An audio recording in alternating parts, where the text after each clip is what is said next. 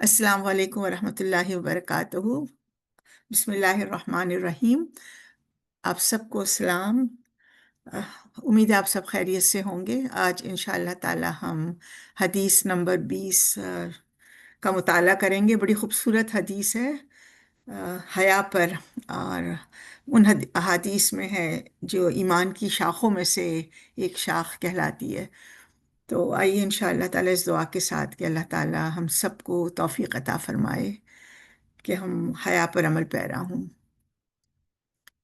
औज़ु बिल्लाहि मिनश शैतानिर रजीम, बिस्मिल्लाहिर रहमानिर रहीम। हया ईमान का हिस्सा है। हम सबको इल्म है कि अल्लाह के नबी सल्लल्लाहु अलैहि वसल्लम के बारे में अल्लाह सुब्हानहू व तआला ने कुरान में फरमाया है कि तुम्हारे लिए नबी करीम सल्लल्लाहु अलैहि वसल्लम की ज़ात में बेहतरीन नमूना है। और ये नमूना हमें हर अखलाक की सूरत में नज़र आता है। आज हम हया के बारे में बात कर रहे हैं, तो इंशाअल्लाह हम ये देखते हैं कि आप सल्लल्लाहु अलैहि वसल्लम हया का कामिल नमूना थे और हमारे लिए एक बहुत खूबसूरत पैमाना छोड़ गए हैं। अल्लाहुम्मा सल्ली अला मुहम्मदिन व अला आलि मुहम्मदिन कमा सल्लैता अला इब्राहीम व अला आलि इब्राहीम इन्नका हमीदुम मजीद। अल्लाहुम्मा बारिक अला मुहम्मदिन व अला आलि मुहम्मदिन कमा बारकता अला इब्राहीम व अला आलि इब्राहीम इन्नका हमीदुम मजीद।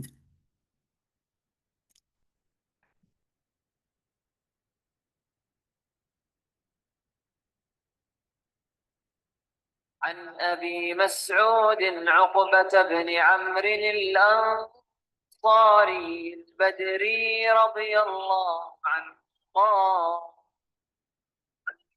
قال رسول الله صلى الله عليه وسلم إن مما أدرك الناس من كلام النبوة الأولى إذا لم تستح فاصنع ما شئت. अबू मसूद उक़बा बिन अम्र अंसारी बदरी रदियल्लाहु ताला अन्हु से रिवायत है। वो फरमाते हैं कि रसूलुल्लाह सल्लल्लाहु अलैहि वसल्लम ने फरमाया, बेशक जो बातें पहले नबूवतों से लोगों तक पहुँची हैं उनमें से ये भी है, अगर तुम में हया ना हो तो जो जी चाहे करो।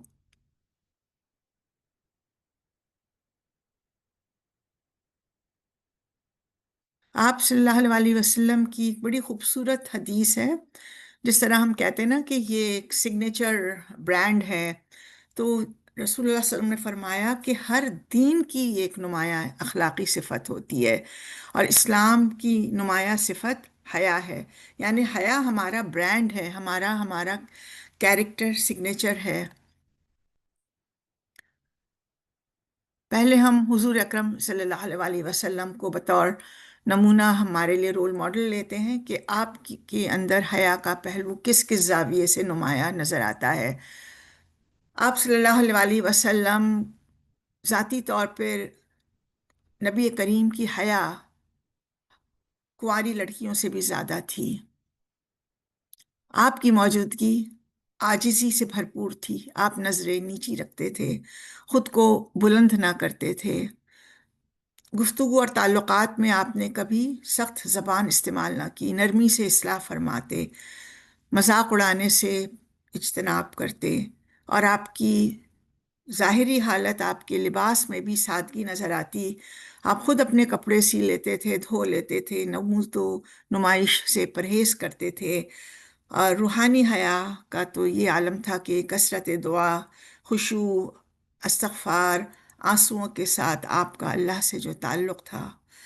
समाजी सोशल रवैयों में भी हम देखते हैं कि आपने अमीर और गरीब में कभी फ़र्क ना किया। गरीबों के साथ बैठते, ग़ुलामों की दावत भी कबूल कर लेते, दूसरों को खुद से पस्त ना समझते। आप अल्लाह के नबी, जिनको अल्लाह सुब्हानहू व तआला ने तमाम आलम पर फजीलत दी, उन्होंने अपने आप को कभी दूसरों से बुलंद नहीं समझा और ना दूसरों को हकीर जाना। आपकी जज्बाती हया का भी यही आलम था कि आप تعریف سے اپنی گریز فرماتے تھے، اور ہر کامیابی کو آپ اللہ کی رحمت قرار دیتے اور اللہ کی طرف موڑ دیتے۔ یعنی حیا جو ہے وہ ایک معمولی سا لفظ نہیں، وہ انسان کا پورا کیریکٹر ہے۔ اب ہم یہاں دیکھتے ہیں کہ حیا کتنی ملٹی ڈائمینشنل ہے، اور اس کی جو فطرت ہے، یعنی ہر ایک کی ایک فطرت ہوتی ہے، ایک انٹرنل کمپس ہوتا ہے، کانسٹیٹیونٹ ہوتا ہے۔ تو حیا ہم سب کے اندر، انسان کے اندر ایک ایسی بنیادی اور روحانی صفت ہے جو ہماری زندگی میں ہر اینگل میں مینیفیسٹ ہو سکتی ہے، ہمارے ہر ایکشن سے ظاہر ہو سکتا ہے کہ ہمارے اندر حیا ہے۔ اور اللہ تعالیٰ کی نگرانی کا جو احساس ہے، تقوی، تو وہاں ہمیں پتہ چلتا ہے کہ وہ ایک ہمارا انٹرنل مورل کیمپس ہے، کیونکہ اللہ سبحانہ و تعالیٰ فرماتے کہ جو چاہو کرو، وہ بے شک تمہارے تمام اعمال کو دیکھتا ہے۔ اور یہ شعور ہمارے ایکسٹرنل ایکشنز میں حیا کے طور پر نمودار ہوتا ہے، اور یہ ہماری تنہائی کا اور ہماری صحبتوں کا اور مجالس کا بھی امتحان ہے، کہ اصل حیا وہ ہے جو تنہائی میں ظاہر ہو، جب صرف اللہ دیکھ رہا ہو، اور انسان کی جو فطرت ہے وہ نیکی اور حیا کی طرف مائل ہوتی ہے۔ ہم نے دیکھا کہ آدم علیہ السلام اور بی بی حوا علیہ السلام نے بھی جنت میں جب پہلی اللہ کی نافرمانی کی تو ان کے سطر کھل گئے، اور ان کی فطرت نے رہنمائی کی، اور وہ جنت کے پتوں سے اپنے لباس کو جو نور کا تھا، ہٹ گیا تھا، اس کا متبادل بنانے لگے۔ پھر حیا جو ہے وہ ہمارے اندر ایک اخلاقی بے چینی بھی پیدا کرتی ہے۔ ہم کہتے ہیں نہیں نہیں یہ اچھا نہیں لگتا، نہیں نہیں میرا کانشیس نہیں مانتا ہے۔ تو یہ ہماری اصل میں فطرت کی جب خلاف ورزی ہے، تو پھر ہمارے دل کے اندر ایک جھجک پیدا ہوتی ہے، کانٹا چبھتا ہے، ایک خلش ہوتی ہے۔ یہ اصل میں ہماری حیا ہے۔ اور بعض لوگوں میں ہم دیکھتے ہیں کہ حیا جو ہوتی ہے فطری تو ہر ایک میں ہوتی ہے، لیکن ان میں زیادہ ہوتی ہے۔ اور بعض کو یہ ہوتا ہے کہ کیونکہ ماحول چینج ہوتا ہے، اور پھر آہستہ آہستہ وہ فطرت چینج ہونے لگتی ہے، تو پھر انہیں دوبارہ سے حیا کو سکھانا اور اپنانا جو ہے وہ پڑھنے کی کوشش ہمیں کرنی پڑتی ہے۔ اور حیا کو جو زندہ رکھنا ہے، اصل میں ہم پورے قرآن کو دیکھیں تو ہم نے تقوی اور ایمان اور اخلاص اور احسان کتنی ہم نے احادیث میں، قرآن میں دیکھا۔ تو یہ تمام چیزیں زندہ کس طرح رہتی ہیں کہ جب ہمارے اندر ہماری آؤٹر مینیفیسٹیشن میں، اخلاق میں، کردار میں جو ہے وہ نمایاں ہو، اور یہ حیا اس کو زندہ رکھتی ہے۔ تو حیا کو زندہ رکھنا اصل میں ہماری اسپریچول، ہماری روحانی ترقی ہے۔ اور اگر ہم اس سے غفلت برتتے ہیں، اگنور کرتے ہیں، ارے ایسا کچھ بھی نہیں ہے، تو پھر ہماری حیا غفلت سے ختم ہو جاتی ہے، اور پھر اللہ کے نبی صلی اللہ علیہ وسلم نے فرمایا کہ جب تم میں حیا نہیں تو تمہارا جو جی چاہے کرو۔ تو اسلامی اسٹینڈرڈ اور معیار یہ ہے کہ ہمارا اخلاقی پیمانہ قرآن اور سنت ہے۔ معاشرہ کچھ بھی کرتا رہے، کیونکہ اکثر اللہ سبحانہ و تعالیٰ قرآن میں فرماتے ہیں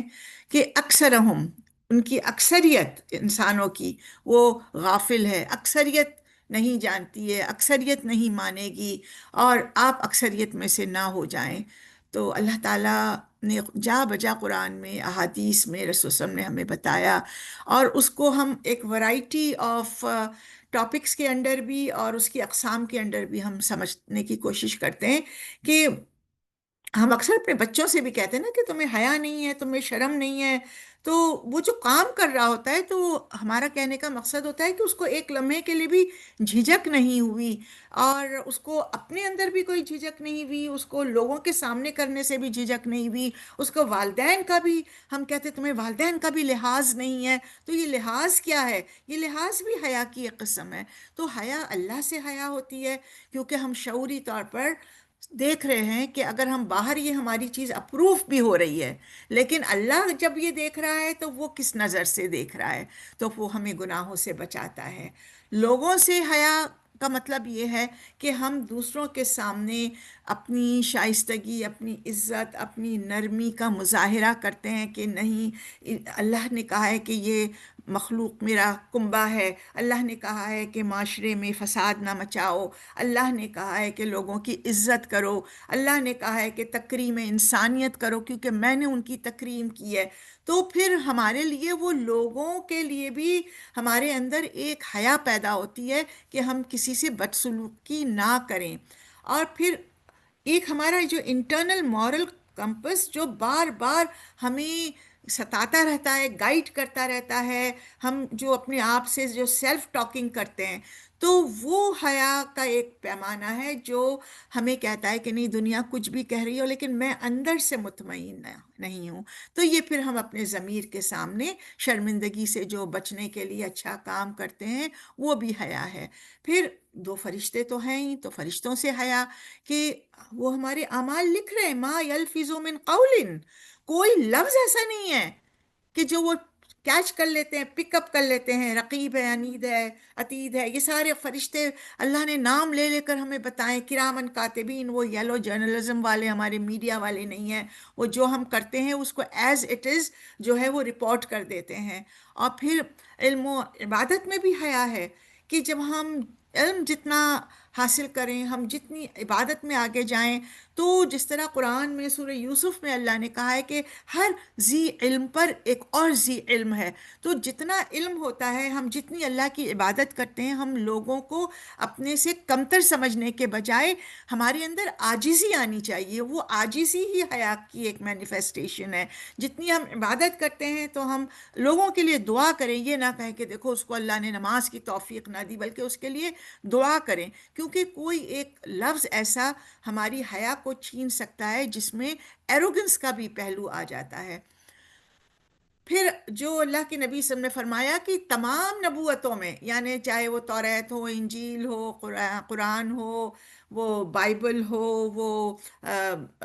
کوئی بھی حضرت داؤد علیہ السلام کا صحیفہ ہو، صحف ابراہیم اور موسیٰ ہو، تو اللہ سبحانہ و تعالیٰ نے ہر ایک میں،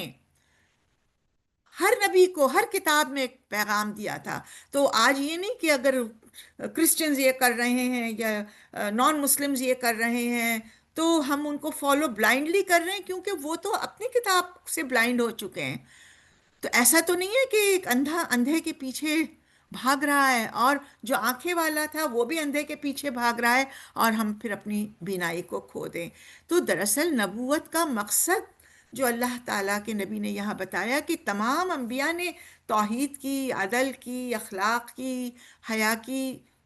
دعوت دی۔ ایون روزے کا قرآن میں آتا ہے نا کہ تم سے پہلے بھی ان لوگوں کو روزے فرض کیے گئے تھے۔ تو اگر کوئی اور دین چھوڑ دیتا ہے تو یہ نہیں کہ صرف اسلام ہمیں کہہ رہا ہے کہ یہ ہمارا کوڈ آف کنڈکٹ ہے، بلکہ یہ تمام انبیاء کی صفت رہی ہے۔ اور حیا اس طرح سے ایک یونیورسل جو ہے وہ ایک گائیڈ لائن ہے، اور یہ ہر ایک نبی کی تعلیمات میں رہی ہے، اور اس نے ہی اخلاقی تربیت کو جو ہے ایک خوبصورت لباس پہنایا، کیونکہ جس چیز میں نرمی ہوتی ہے اور جس چیز میں حیا ہوتی ہے اس چیز میں خوبصورتی آ جاتی ہے۔ باقی یہ جو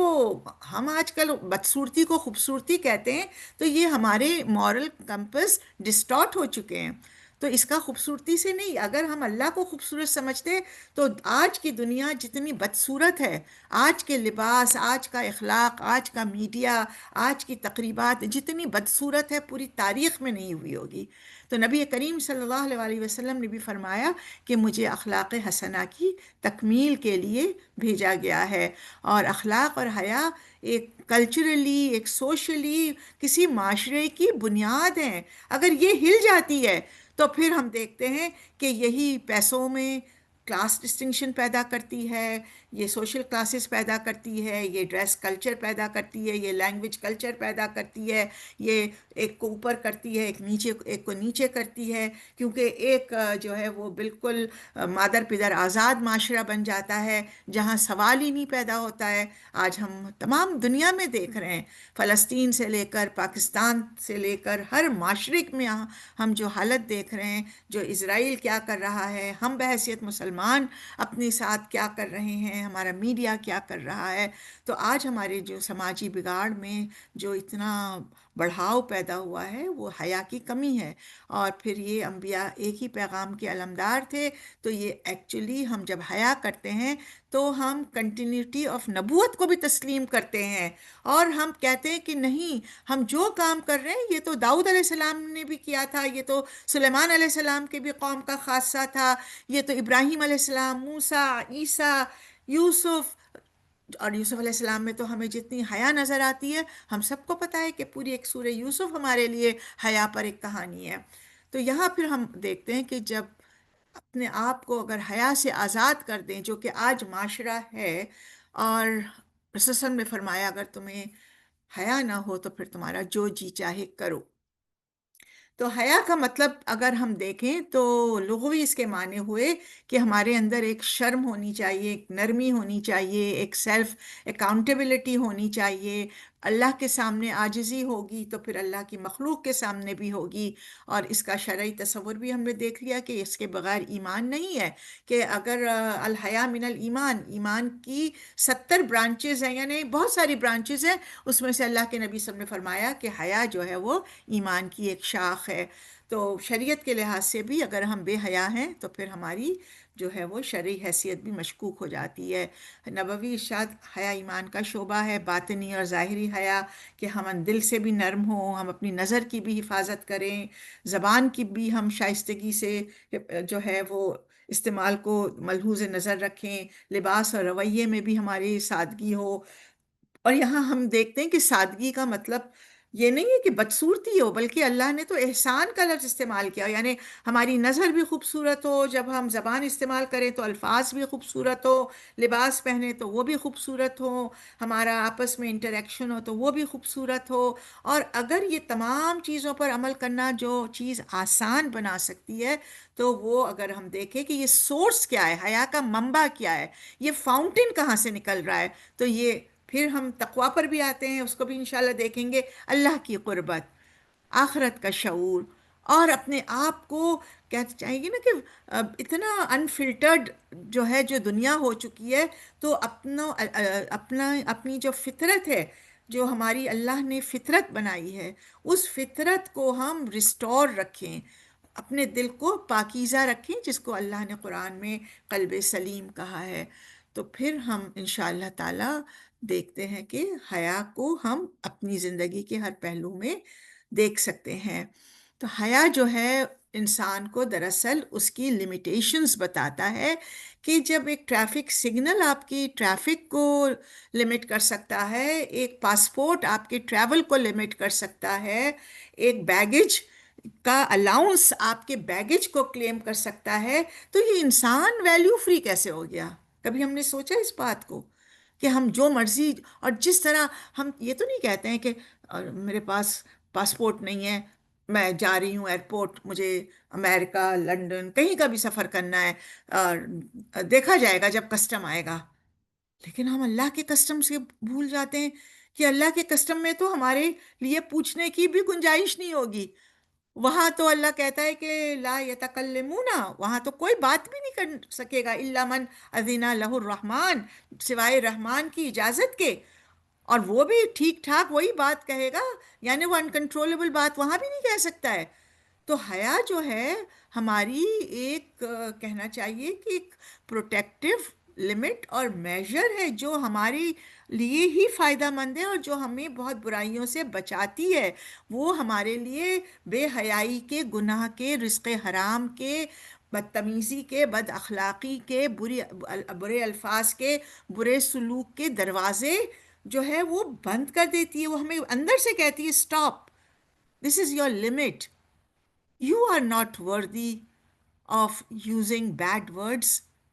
you are worth much more than that. تو جب حیا نہیں ہوتی ہے تو پھر انسان کوئی بھی لمٹ، وہ قتل بھی کر سکتا ہے، وہ گالی بھی دے سکتا ہے، وہ سڑک پہ جس طرح ہماری پاکستان میں ویڈیو آ رہی ہے کہ کوئی بڑی عہدیدار لوگ کہ یہ تمہارے باپ کی سڑک ہے، یہ تمہارے باپ کا یہ ہے، تو کتنا کامن ہمارے ہاں ہو گیا ہے۔ تو یہاں اخلاقی شعور بھی ختم ہو گیا، کوئی اندرونی احتساب بھی نہیں ہوتا ہے۔ لیکن جب ہم کوئی بات کرتے ہیں یا کہتے ہیں یا ہم اپنے آپ کو پروٹیکٹ بھی کرنا چاہیں کہ یہ تو میری عزت کا سوال ہے، تو پھر میں اپنے آپ سے یہ سوال کروں کہ کیا میں اللہ سے شرم محسوس کرتی ہوں یہ بات کہنے میں؟ کیا یہ اللہ کی عزت کا سوال نہیں ہے؟ جس طرح اقبال نے کہا نا کہ قیامت کے دن اللہ تو بھی شرمسار ہو، مجھ کو بھی شرمسار کر، اگر تو نے میرا حساب کتاب کیا تو ایسا نہ ہو، میں تو شرمندہ ہوں گا لیکن آپ بھی شرمندہ ہو کہ میں نے تو اتنی اعلیٰ مخلوق پیدا کی تھی اور یہ اتنی گری پڑی حرکت کر کے یہاں آیا ہوا ہے۔ کتنی بڑی بات آپ سوچیے، اقبال کہتے ہیں اور دوسری جگہ کہتے ہیں کہ مقام بندگی دے کر نہ لوں شان خداوندی، یعنی اللہ کا غلام ہونا، اللہ کی لمیٹیشنز کے اندر رہنا، اللہ کی سروس کرنا، اتنا اعلیٰ درجے کا جاب انٹائٹلمنٹ ہمیں ملا ہے کہ میں تو اللہ بننا قبول نہ کروں۔ آپ سوچیں اقبال کی جرت دیکھیں، اور جس لحاظ سے وہ ہمیں جو بتاتے ہیں وہ ہمارے اندر اصل میں وہ شعور، جس طرح شکوہ اور جواب شکوہ سے ہمیں پتہ چلتا ہے کہ اپنے آپ کو جب ہم پہچانتے ہیں کہ ہماری خودی اور ہماری ویلیو اللہ کی نظر میں کیا ہے، تو پھر ہم اس حیا کے ساتھ اس آئینے میں اپنے آپ کو دیکھتے ہیں، اور پھر ہم بچوں اور بڑوں سب کو بتاتے ہیں کہ یہ ہماری دل کی کیفیت جو ہماری ایجوکیشن سسٹم میں ختم کر دی گئی ہے، ہمیں اس کو فوکس کرنا ہے۔ ایجوکیشن تو آئی کیوں ہے، آپ اچھے ڈاکٹر ہیں، اچھے انجینئر ہیں، میں اچھی اگر اسکالر ہوں اور میں نے اگر پی ایچ ڈی کر لیا تو کیا بڑی بات ہوئی؟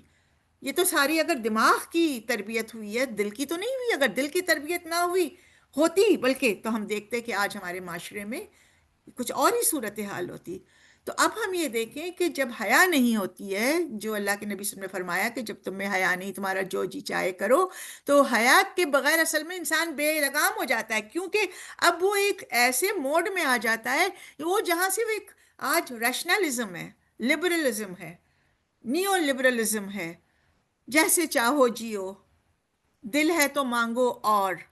آج گناہ کو گلوریفائی کر دیا گیا ہے۔ جتنی گناہ کی چیزیں، جتنی گندی چیزیں ڈراموں میں، خوبصورت ترین آپ کو جو لگے گا، جو بدترین اسلام کے اندر چیزیں ہیں، وہ آپ کو بڑی گلوریفائڈ، اور اس کو بڑھاتا کون ہے؟ ہم خود بڑھاتے ہیں، کیونکہ ہم نے اپنے اندر جو ایک اخلاقی بیرومیٹر تھا، اور کنڈیشنل ہماری اگر آنکھیں دیکھتی، کنڈیشنل ہماری آنکھیں سنتی، جس طرح اگر ہم یہ کہیں کہ اللہ سبحانہ و تعالیٰ نے آنکھیں کیوں دی، ہم کہیں گے دیکھنے کے لیے دی، لیکن اصل کیا چیز دیکھنے کے لیے دی؟ قیامت کے دن جنت میں اللہ سبحانہ و تعالیٰ کا دیدار۔ تو جب ہم ہائیسٹ لیول آف دنیا میں ڈگری چاہتے ہیں، ہائی لیول آف پوزیشن چاہتے ہیں، ہائیسٹ لیول آف رسپیکٹ چاہتے ہیں، شو آف چاہتے ہیں، اور اپنے آپ کو گلوریفائی کرنا چاہتے ہیں، تو دنیا آخرت میں اللہ سبحانہ و تعالیٰ کو جو دیکھے گا وہی اصل میں highest level of glorified human being ہو سکتا ہے۔ تو اگر ہم جب اس کو نکال دیتے ہیں ان ساری کنڈیشنز کو، تو پھر ہمارے اندر نیکی کا جذبہ بالکل ٹمٹماتا ہوا دیا رہ جاتا ہے، اور پھر ہم گناہ میں کوئی لحاظ نہیں کرتے ہیں، کیونکہ اب شیطان ہمیں کیا پیرلل لے کر چلتا ہے۔ یہاں میں نے اگر $10,000 اپنی کسی ڈریس پہ یا شادی پہ یا بیکار قسم کے ڈھولکی پہ خرچ کیے تو کیا ہوا؟ میں نے $10,000 چیریٹی میں بھی تو دے دیے۔ تو یہ ہوتا ہے کہ پھر ہمارے جو نفس لوامہ پر، یا ہمارے نفس راضیہ ہوتا ہے، اس سے آگے مطمئنہ ہوتا ہے، جو اللہ سبحانہ و تعالیٰ سے ملاقات کرے گا، پھر جنت میں قلب سلیمہ ہمیں لے کر جائے گا، اب ہم اس کو شیڈو میں ڈال دیتے ہیں، تو پھر ہماری روحانی بصیرت بھی کم ہو جاتی ہے۔ اگر ہمیں روحانی بصیرت چاہیے تو پھر ہم کو اللہ کی ناراضگی سے بچنے کے لیے حیا کو بار بار ریپیٹ کرنا چاہیے، اور انڈیویجول لیول پر بھی ہم دیکھتے ہیں کہ اگر خرابی ہوتی ہے تو پھر گناہ اتنا عام ہو جاتا ہے کہ گناہ نارملائزڈ ہو جاتا ہے، گناہ گلوریفائڈ ہو جاتا ہے، گناہ ایکچولی معاشرے میں ایکسیپٹنس کا ذریعہ بن جاتا ہے۔ بے حیائی سے آپ آگے بڑھ سکتے ہیں، بے حیائی سے آپ زیادہ مال کما سکتے ہیں، بے حیائی سے آپ کے سوشل سٹیٹس بڑھ سکتا ہے، اور پھر کلیکٹیو لیول پر، سوشل لیول پہ جب یہ نارملائز ہو جاتا ہے تو پھر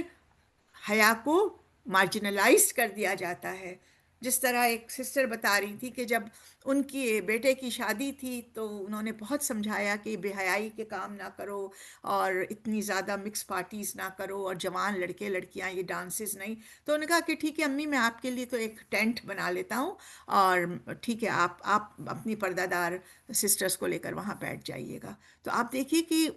ایک ایک گھر کے اندر کس طرح مارجنلائزیشن ہو رہی ہے، اور یہ ریورس بھی ہوتا ہے کہ جہاں اولاد کہتی ہے وہاں والدین کہتے ہیں کہ نہیں نہیں، ہماری عزت کا سوال ہے، اگر ہم یہ نہیں کریں گے، ہم یہ نہیں کریں گے، وہ نہیں کریں گے، بہت ساری چیزیں، تو پھر معاشرہ ہمیں قبول نہیں کرے گا۔ تو پھر نتیجہ کیا ہوا؟ کوئی بھی خوش نہیں ہے، کیونکہ ہماری اصل میں ترقی ہماری روحانیت سے ہوتی ہے، اور اگر ہمارے دل کے اندر سے اللہ کا سینٹر نکل گیا اور گناہوں کا سینٹر آ گیا، دنیا کا سینٹر آ گیا، فیملی کا آ گیا، لوگ کیا کہیں گے کہ آئے گا، پوزیشن کا آ گیا، ویلتھ کا آ گیا، پاور کا آ گیا، باڈی کا آ گیا، بیوٹی کا آ گیا، تو پھر نیچرلی سماج میں، معاشرے میں ایک فساد جو مچے گا۔ اور آج ہم سب دیکھ رہے ہیں کہ اللہ کہتا ہے نا کہ زمین اور سمندر خشکی اور تری فساد سے مچ گئی، بھر گئی ہے، اور کیا ہوا ہے کہ بما کسبت ایدی الناس، لوگوں کے اپنے ہاتھ کی کمائی سے، اور عدل تو ہے ہی نہیں، انکار ہو گیا۔ تو اب جو ہے حیا جو ہے وہ ہمیں دلوں میں جو ہمارے کھٹکا ہوتا ہے نا، وہ اصل میں حیا ہے، اور یہ ہمارا جو اندرونی بیرامیٹر ہے۔ تو اپنے آپ سے بات کریں، کوئی کام کرتے وقت کہیں کہ سٹاپ، ایک پاز بٹن دبائیں، جو ہم اس پہ بھی کرتے ہیں نا، کوئی پروگرام دیکھ رہے ہوتے ہیں، یا کوئی بچہ آتا ہے یا کوئی کام ہوتا ہے تو ہم اس کو پوز کر دیتے ہیں، تو اس کو ہم سٹاپ کریں۔ وہ خراب ہے سارا ہما بڑھیا غالباً پنکھا۔ آپ کا، ہما غالباً آپ کا کھلا ہوا نہیں، آپ کا نہیں، سوری، کسی اور سسٹر کا کھلا ہوا ہے، بند کر دیں مائک۔ تو پھر یہ جب پاز بٹن آتا ہے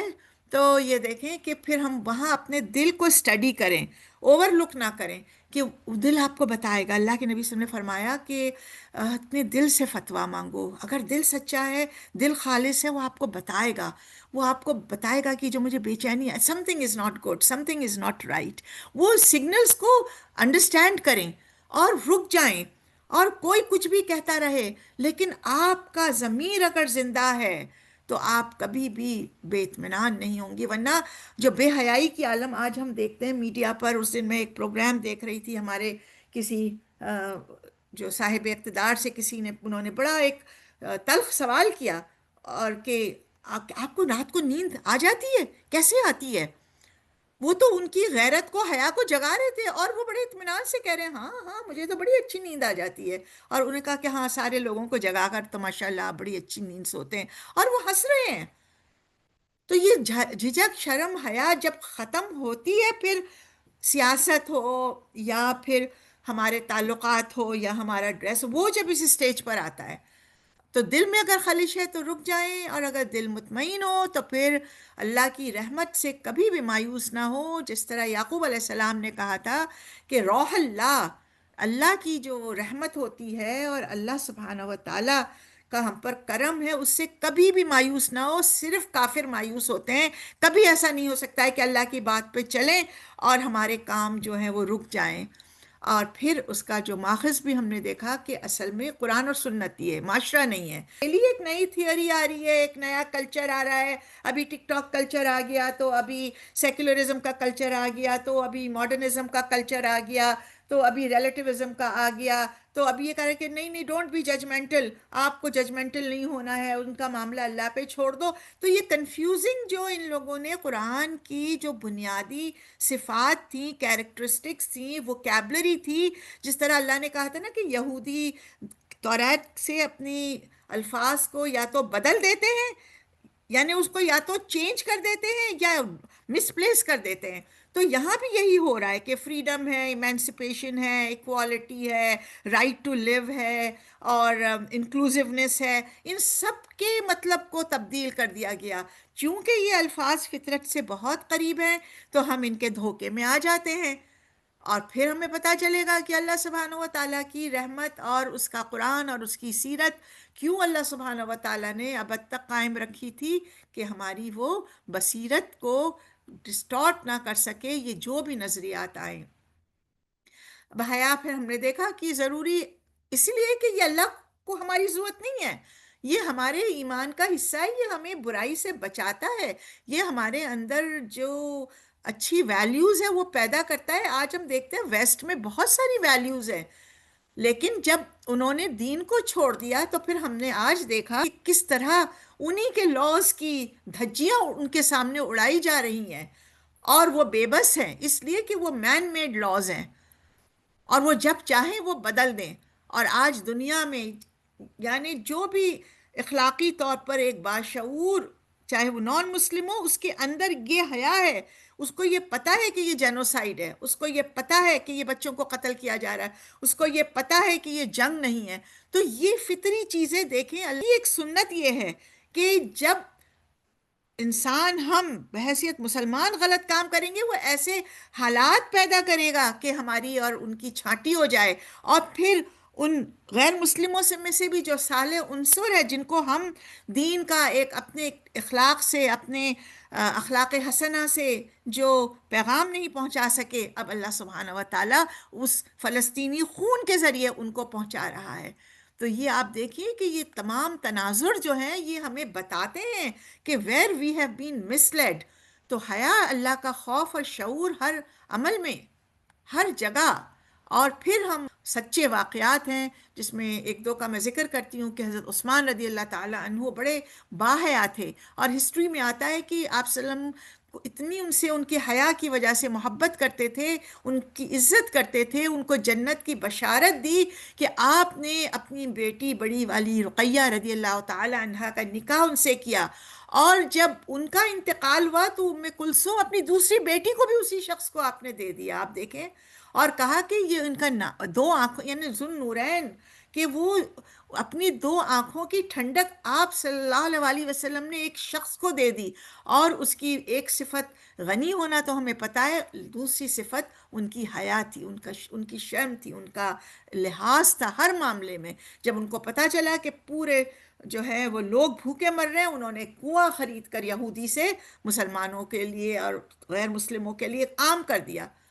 کتنی بڑی بات ہے. اسی طرح ہم دیکھتے ہیں کہ پریکٹیکلٹی کے لحاظ سے حضور صلی اللہ علیہ وسلم یعنی حیا کو بیگنگ یا کسی سے مانگنے میں بھی لے کر آتے ہیں کہ کسی سے مانگنا بھی بے حیائی میں آتا ہے. تو رسول صلی اللہ علیہ وسلم کی جو ایک اس میں آتا ہے واقعات میں کہ حضرت جابر بن عبداللہ رضی اللہ تعالیٰ عنہ بیان کرتے ہیں کہ ایک شخص اللہ کے رسول صلی اللہ علیہ وسلم کے پاس آتا ہے، اور اس کے پاس انڈے کے برابر سونے کا ٹکڑا تھا. آپ سوچیں انڈا اچھا خاصا بڑا ہوتا ہے،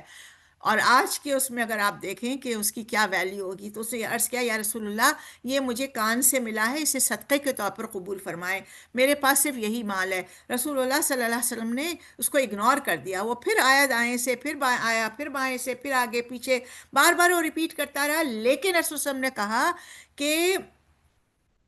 اللہ نے آپ سب نے جب وہ سونے کا ٹکڑا لے لیا اور اس کی طرف پھینک دیا، اور پھر فرمایا کہ تم میں سے، اب دیکھیں کتنی ایک جنرل اناؤنسمنٹ ہے، تم میں سے کوئی شخص ابھی دیکھیں سارا مال لے کر آ رہا ہے لیکن آپ نہیں لیتے ہیں، کیوں؟ ایک شخص اپنا سارا مال لے آتا ہے اور کہتا ہے یہ صدقہ ہے، پھر وہ دوسروں پر انحصار کرنے بیٹھ جاتا ہے.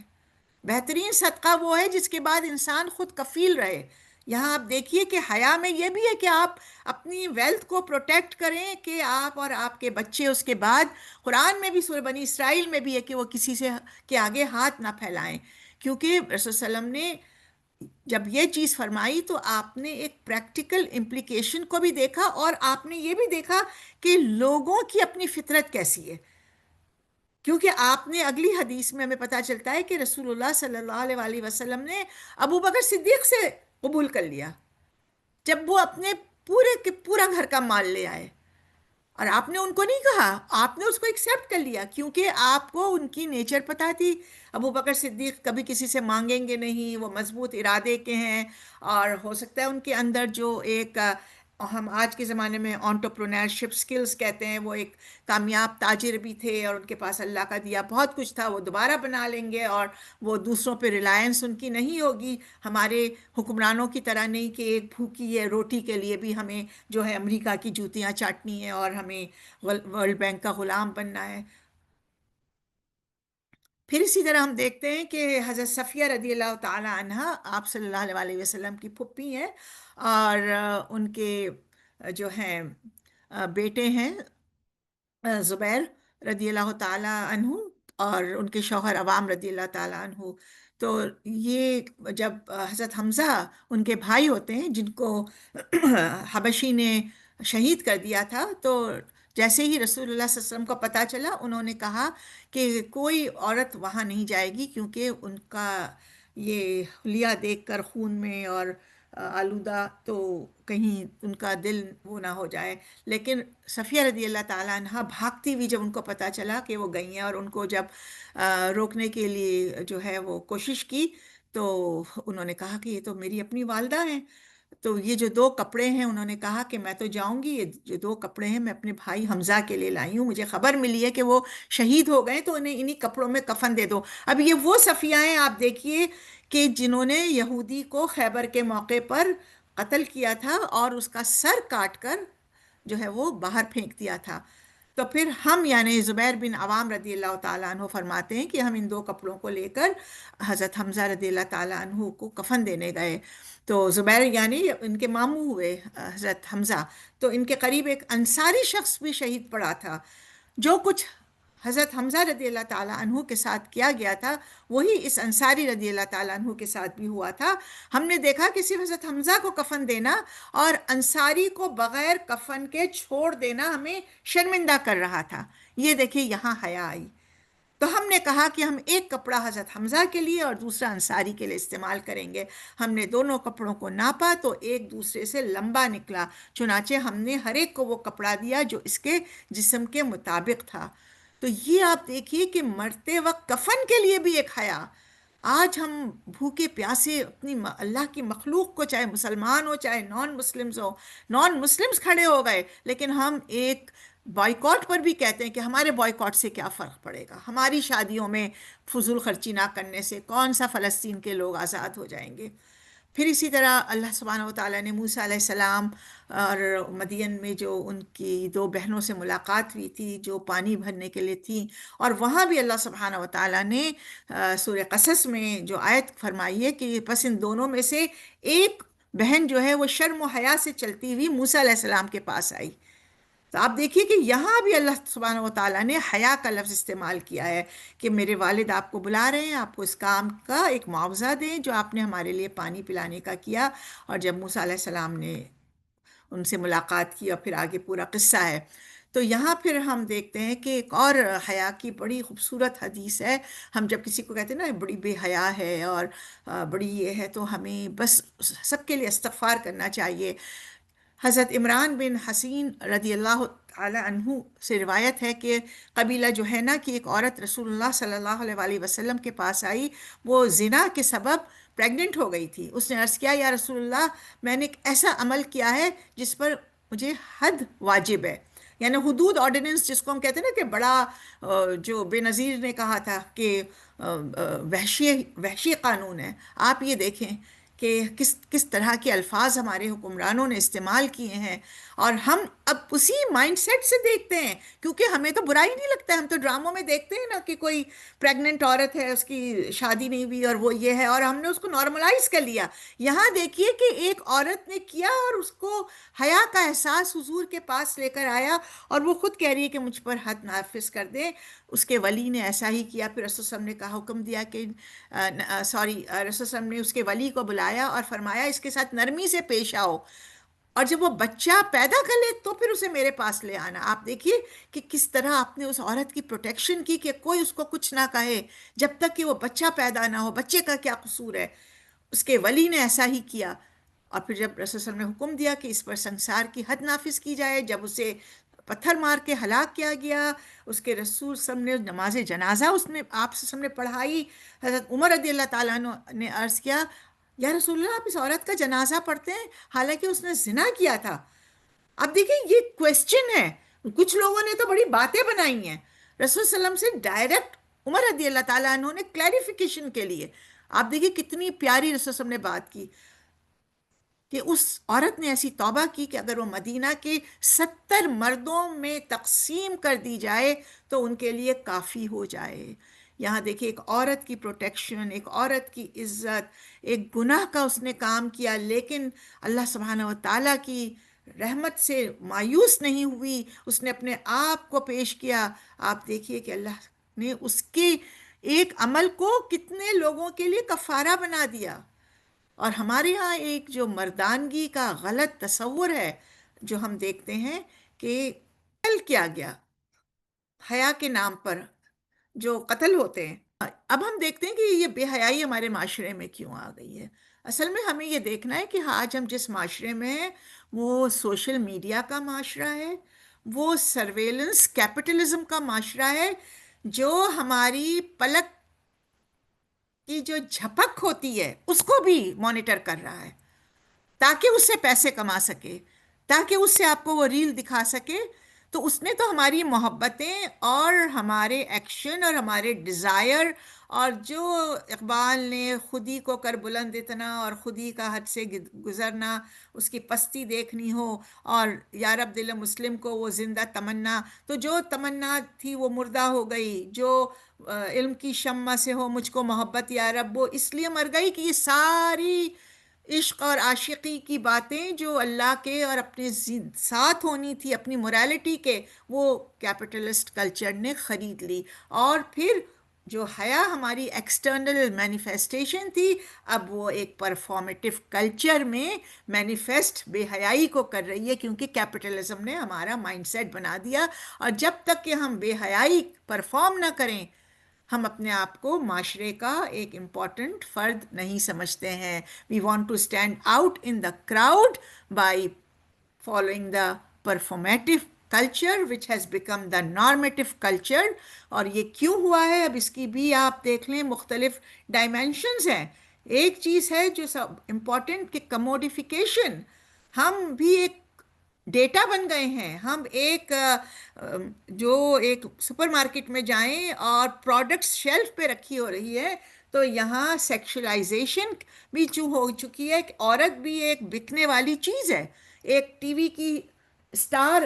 مرد ہو یا عورت ہے وہ بھی بکنے والا ہے، ایک گلوکار بھی بکنے والا ہے، ایک گھر کی ماں بھی بکنے والی ہے، ایک بچہ بھی بکنے والا ہے، ایک مرد کی سیکشولیٹی بھی بکنے والی ہے کیونکہ اس کو عورت کی ننگی ٹانگیں بڑی اچھی لگتی ہیں. تو عورت کی ننگی ٹانگ جو ہے وہ ایک کلچر میں کموڈیٹی بن گئی ہے. اور پھر دکھا دکھا کر اتنا اتنا جھوٹ بولو کہ سچ لگنے لگے، اور اتنا اتنا باہر کوڑا پھینکو کہ پہلے تو کراہت آئے اور پھر وہ نارملائز ہو جائے اور ڈی سینسٹائز ہم ہو جائیں. تو کانسٹنٹ ایکسپوجر نے ہمارے مورل کیمپس کو ایک اتنا ڈسٹارٹ کر دیا ہے کہ اب ہمیں وہ آؤٹ ڈیٹڈ لگتا ہے. اور پھر پیورٹی اوور جو ہے وہ پروفٹ، یعنی اب ہمیں پروفٹ زیادہ چاہیے، جو بھی بکتا ہے تو وہ بیچنے کا حق ہمیں ہے. اسی کو ہم فری مارکیٹ کہتے ہیں. چاہے اس سے کموڈیٹی کو یا کمیونٹی کو شوق لگے، لیکن ہر وہ چیز بکتی ہے وہی بیچی جائے گی. تو sorry there are no buyers of حیا. حیا جو ہے وہ اب بالکل اس کی کوئی ویلیو نہیں رہی ہے. تو سیلف ورتھ جو ہے اب وہ ٹائی کیا ہو چکی ہے کہ آپ جتنا وائرل ہوں گے نا. ایک آپ دیکھتے ہیں کہ ٹک ٹاک میں میڈیا پر پارٹی ہو رہی ہے، ایک لڑکی نے کہہ دیا بلینز اس کو ویو مل گئے، کسی نے ایک غلط گندی گندی ہیڈنگز لگا دی، جو ہے وہ آپ میڈیا میں آپ دیکھیں کہ وہ ملین 10 ملینز ویو آ گئے. تو اب کیا ہوا ہے کہ ہماری آئیڈینٹی، ہماری خودی، ہماری ذات جو حیا سے، جو احسان سے، جو علم سے پہچانی جاتی، وہ اب ہے ہماری سیلف ورتھ ایک سیلفی سے، ایک شادی بیاہ میں شاکنگ آرڈرز اور ڈیکوریشن سے. تو یہاں اس کا نتیجہ کیا ہوا کہ اب اسپریچویلٹی جو ہے وہ بالکل ایروڈ ہو گئی ہے، اور وہ ایک ان جو ہے آپ کہہ لیں کہ جو ہمارے اندر ڈی سینسٹیوٹی ہو گئی ہے، تو وہ کیوریٹ کی گئی ہے. جس طرح ہم کہتے ہیں نا، ہم یہ ڈرامہ کیوریٹ ہوا ہے. آج ہم نے اپنا یہ سیٹ کیوریٹ کیا. کیوریٹ کا ورڈ آج کل بڑا ان ہے. تو اب کیا ہو گیا ہے کہ یہ ریبیلین، باغی، یعنی اللہ کی ہر بات سے ہمیں باغی کر دیا گیا ہے، اور یہ بڑا سوچ سمجھ کے اس کو، کلچر کو، ایک جس طرح بت تراشے جاتے ہیں تو اس کی نوک پلک سنواری گئی ہے۔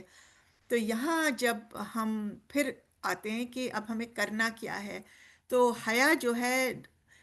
اس وقت اگر گلوبلی ہم دیکھیں تو جو بے پردگی اور جو ایک خاموش میڈیا نے انقلاب پیدا کیا ہے اور اب وہ لاؤڈ بول رہا ہے، تو اب ہمیں اس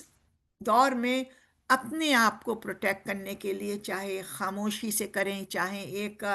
ہم اس کی مزاحمت اپنے ٹاک سے کریں یا اپنے ڈریس سے کریں یا میڈیا کو استعمال کریں، کیونکہ یہ جو ہے ایک صرف ڈریس کا مسئلہ نہیں ہے۔ ڈریس تو پہلی چیز تھی جو شیطان نے اتروا دی تھی، اور کیونکہ اس کے پیچھے بلینز آف روپیز ہیں کہ اگر ایک عورت نے سر کور کر لیا، ایک عورت نے صحیح ڈریس پہن لیا، تو سارے شیمپو کہاں جائیں گے، ساری کاسمیٹکس کہاں جائیں گی، ٹھیک ہے نا، سارے ڈریسز کہاں جائیں گے، سارا اگر ان کو ایک ٹائر بھی بیچنا ہو اور ایک تیل بھی بیچنا ہو تو وہ کیسے بکے گا، کیونکہ حیا نے تو سارے دروازے بند کر دیے۔ تو یہ جو ہمیں ورلڈ گلوبل ٹرینڈ دیکھ کر اپنے آپ کو بھی بچانا ہے، اپنے بچوں کی بھی تربیت کرنی ہے کہ ایک سپرفیشل یہ گلوبل ٹرینڈ ہے خود نمائی کا، شو آف کا، اور اس کے پیچھے پھر ہم بڑے اس سے دیکھتے ہیں کہ آج کل مینٹل ہیلتھ کا بڑا غلغلہ ہے، اور آج کل مینٹل ہیلتھ کا بھی بڑا آج کل پروگرامز بھی کیے جا رہے ہیں۔ ہم یہ نہیں دیکھتے ہیں کیونکہ سیکولرزم ہمیں سوشیالوجی میں کبھی یہ نہیں بتائے گا کہ مینٹل ہیلتھ کیوں اتنی جو ہے ایک پیمانے پر پھیلی ہوئی ہے، کیونکہ وہ آپ کو اخلاقی دائرہ نہیں بتائے گا۔ وہ تو آپ کو یہ بتائے گا کہ مینٹل ہیلتھ اس لیے ہے کہ لوگوں میں اب جو ہے فلاں چیز یہ کر رہے ہیں یا یہ پی رہے ہیں یا یہ اسٹریس ہے، یہ جاب کا ہے، تو یہ نہیں بتائیں گے کہ جاب کا اسٹریس کیوں ہے۔ وہ یہ نہیں بتائیں گے کہ وہ فیملی سے کٹ گئے ہیں تو وہی کیوں کٹ گئے ہیں۔ وہ یہ نہیں بتائیں گے کہ آج وہ تنہا ہے تو کیوں تنہا ہے، کیونکہ اگر انہوں نے اصل مورل ویلیوز اور ریزننگ بتانی شروع کی تو ان کو لا محالہ آنا پڑے گا کہ یہ سب کے سب روحانی بینکرپسی، اسپریچول بینکرپسی کی وجہ سے ہے۔